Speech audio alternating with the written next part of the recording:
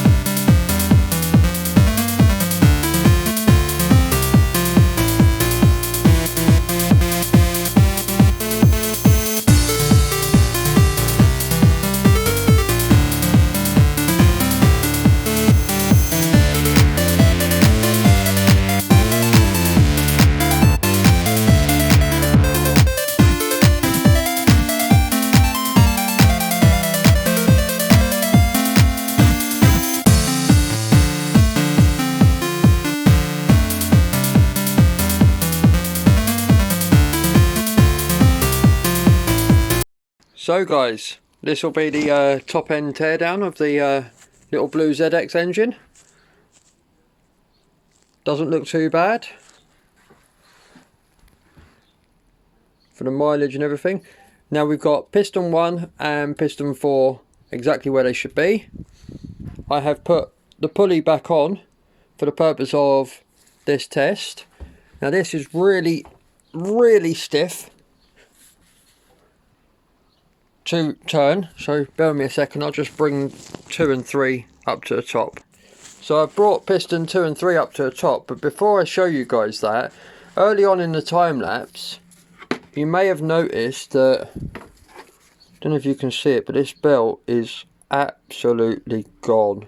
I've no idea how old it is, but this is the timing belt. I was able to pull this off by hand without loosening any tensioners, so that was a worrying sign to start with before I'd even taken the head off. So what I'll do now is I will show you the results and what I believe, it's not confirmed yet, but what I believe is wrong with this engine. Obviously that wasn't helping because that may have skipped a tooth. It's really, well, I can still see some of the writing on it, but I reckon that was ready to go. I was able to put it off by hand, so that is definitely not a good sign. But here is piston 2 and 3, and as you can clearly see, it is not flush at the top. Let's just spin this back and I'll show you 1 and 4 again. So I've just spun it back, and as you can see where 1 and 4 is, 2 and 3, I suspect that I've got broken con rods, or bent con rods should I say, not broken, because it's really stiff to turn this engine, and it shouldn't be that stiff to turn this engine considering it's been well lubricated, because it's always had regular oil changes. And let's just say I've actually got a parts engine down there, which is an XUD engine as well. So based on that, I do however have 4 replacement pistons and 4 replacement con rods. So for people who don't know, this part here, from the top here right down to inside there, is a con rod, but just to make things easier I may just swap out the whole piston on 2 and 3. So there's that. Now, and that's why that pulley's back on, so I'll take that off for now because I don't need to rotate that anymore, not at the moment anyway. I've got all the parts in plastic tub here. All the nuts, bolts and clips are in an old cat litter tray. That's trash. I have put the pulley back on here for now as well, because what you can see is there is the bigger ones, small one, big one, big one, small one, small one, big one. The bigger ones are the bigger ones are inlets. Nearly told you wrong. The bigger ones are inlets and the smaller ones are exhaust outlets. Now yeah, they're exhaust outlets. So at the moment, with the position of the cam on the other side, because the cam is still attached, I've got my 0.05 feeler gauge, which is the thinnest one I've got on my set. That won't go through there. Lovely. Obviously that'll go through there. You can clearly see that one's open.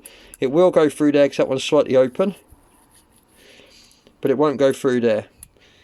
Won't go through there. Won't go through there. Won't go through there.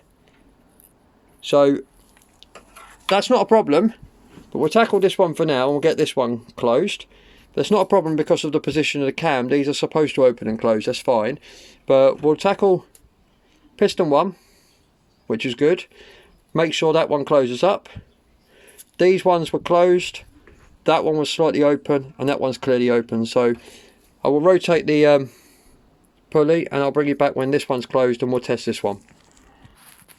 So rotating the cam round, as you can clearly see, I've now managed to close that.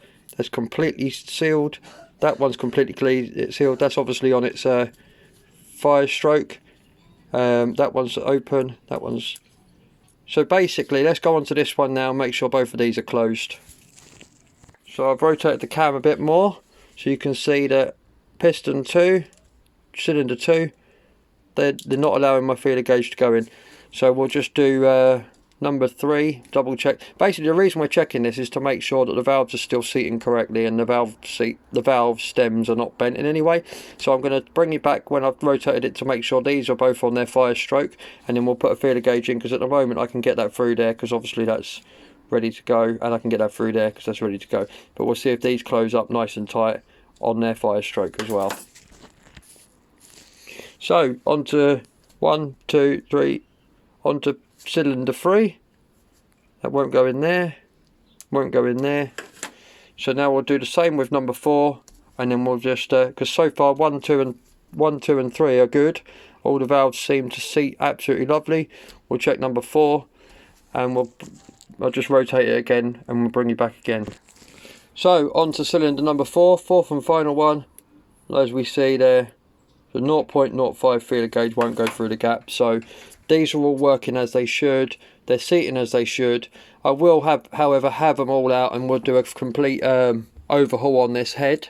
Clean it all down, have the valves out, reseat them, clean them all up, because if I'm doing a complete engine rebuild, it's a no-brainer just to make sure everything's nice and clean, everything's completely seated. I'll cut them back in, because I have got some, where is it? Dropped my thread lock. I have got some grinding paste, coarse and fine, and I have a, well, I don't know where it is, but I have a swizzle stick, as I call it, because you just basically just put it between your hands. The reason I was taking you out and back in is because with the cam on and the pressure behind the springs on these, it's a little bit stiff to rotate that, so it's a bit awkward to do one-handed, so it was easier to take you out and bring you back. But anyway, as you can see, that's the engine. That's as far as we're going to go for today. I hope you enjoyed my video.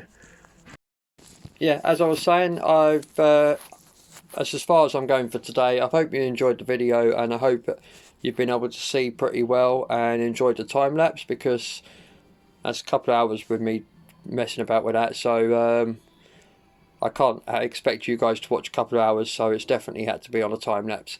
But anyway, from my messy gloves, I will say give us a thumbs up if you like the content. Drop us a comment of any kind if you want to know more about anything, or just any comments in general. Like, subscribe and share, and thank you guys. I'll see you in the next video.